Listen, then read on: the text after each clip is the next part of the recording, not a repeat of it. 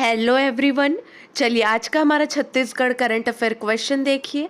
कितने करोड़ रुपए की लागत से दिल्ली में छत्तीसगढ़ निवास का निर्माण किया गया है? 4 ऑप्शन आपको दिए गए हैं, इनमें से सही जवाब है 60.42 करोड़। ठीक है, ऑप्शन 1 करेक्ट है। चलिए ध्यान देंगे। अब दिल्ली में जय जोहार देखने को मिलेगा। छत्तीसगढ़ निवास का मुख्यमंत्री भूपेश बघेल ने लोकार्पण किया। कितने करोड़ रुपए की लागत से बना है? 60.42 करोड़ रुपए की लागत से बना है। सुविधाएं में क्या है? 61 कमरे देखने को मिलेंगे और 13 स्वीट। ठीक है, नेक्स्ट क्वेश्चन है। मुख्यमंत्री श्री भूपेश बघेल ने कहा छत्तीसगढ़ की पहली टेनिस एकेडमी का लोकार्पण किया। इसका लोकार्पण किया गया है रायपुर में। ठीक है, प्रदेश को मिली पहली टेनिस एकेडमी।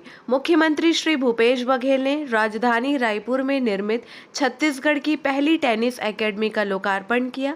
4 एकड़ क्षेत्र में 17.75 करोड़ रुपए की लागत से निर्मित इस एकेडमी में 3000 की दर्शक क्षमता के साथ ही एक मुख्य सिंथेटिक कोर्ट तथा 5 प्रैक्टिस सिंथेटिक कोर्ट है। मुख्यमंत्री के नेतृत्व में छत्तीसगढ़ में लगातार खेल सुविधाओं का विस्तार किया जा रहा है। नेक्स्ट क्वेश्चन है। छत्तीसगढ़ में मुख्यमंत्री निर्माण श्रमिक पेंशन सहायता योजना लागू हुई है। निर्माण कार्यों में लगे श्रमिकों को प्रति माह कितने रुपए पेंशन मिलेगी? सही जवाब है 1500 रुपए, ऑप्शन 2 करेक्ट है। चलिए डिटेल में देखेंगे। सुरक्षा भरपूर अब पेंशन पाएंगे मजदूर। छत्तीसगढ़ में लागू हुई मुख्यमंत्री निर्माण श्रमिक पेंशन सहायता योजना। निर्माण कार्यों में लगे श्रमिकों को प्रति माह 1500 रुपए पेंशन मिलेगी।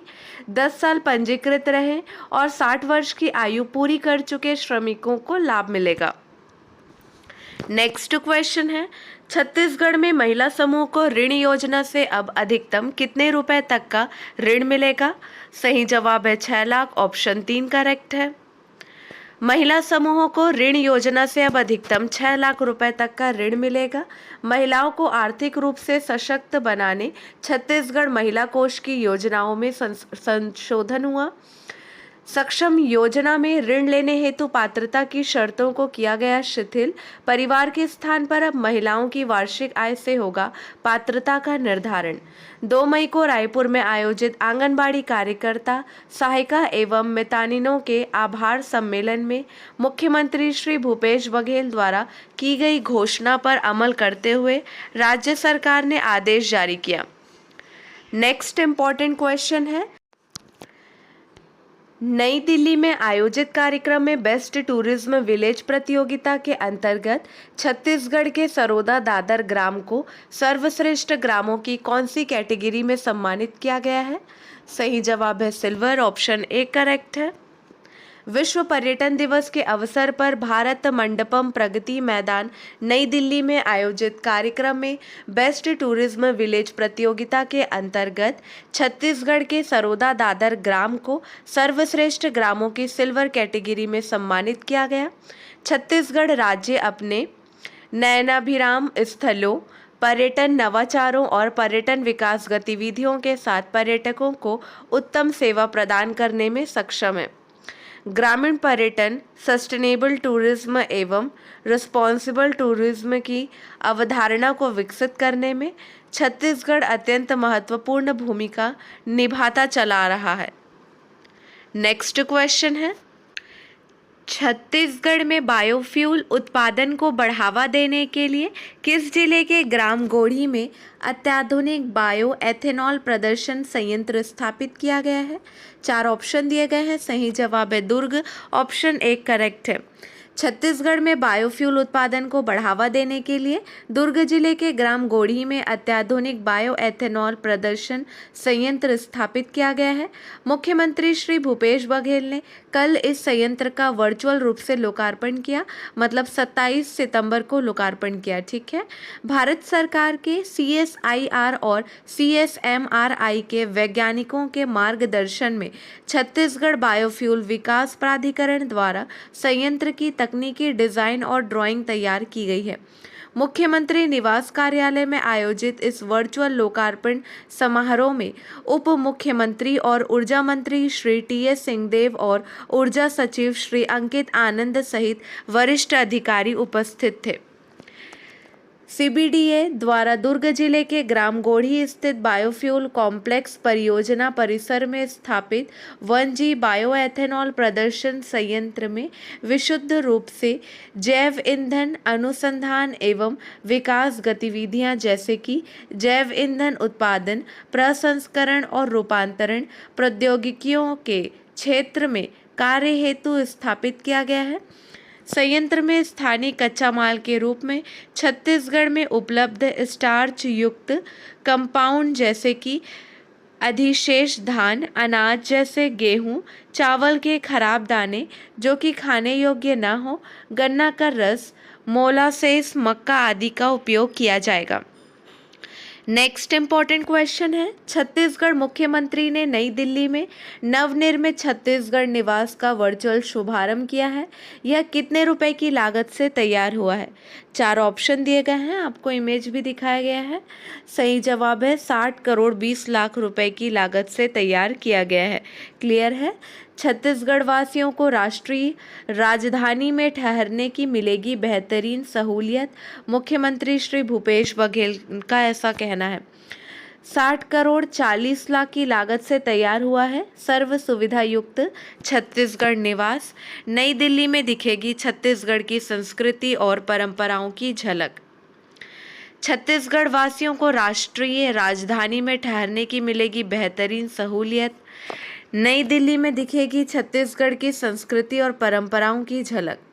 मुख्यमंत्री श्री भूपेश बघेल ने अपने निवास कार्यालय से 27 सितंबर 2023 को राष्ट्रीय राजधानी नई दिल्ली के द्वारका में नवनिर्मित छत्तीसगढ़ निवास का वर्चुअल शुभारंभ कर छत्तीसगढ़ वासियों को बड़ी सौगात दी।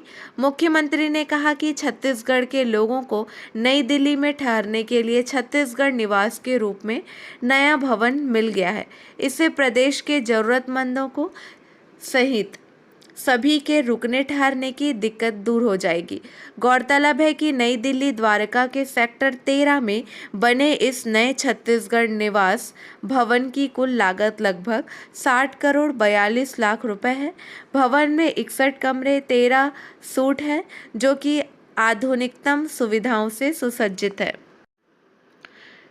चलिए अब हम पिछले कुछ प्रश्नों का रिवीजन करेंगे। प्रश्न पर ध्यान दीजिए। छत्तीसगढ़ में मुख्यमंत्री स्वल्पाहार योजना का शुभारंभ किसने किया? सही जवाब है छत्तीसगढ़ मुख्यमंत्री भूपेश बघेल ने इसका शुभारंभ किया है। ऑप्शन 1 सही है। मुख्यमंत्री श्री भूपेश बघेल ने सुकमा जिले के छिंदगढ़ में सुकमा जिले के 681 प्राथमिक शालाओं में मुख्यमंत्री स्वल्पाहार योजना का प्रारंभ किया। मुख्यमंत्री ने स्कूली बच्चों को टिफिन का वितरण किया। इस योजना के तहत कक्षा 1 से 5वीं तक के बच्चों को सप्ताह के 5 दिन अलग अलग मेन्यू के तहत स्वल्पाहार दिया जाएगा। जैसे सोमवार को पोहा, मंगलवार को दलिया, बुधवार को चना फ्राई, गुरुवार को मूंग दाल और शुक्रवार को वेज पुलाव दिया जाएगा।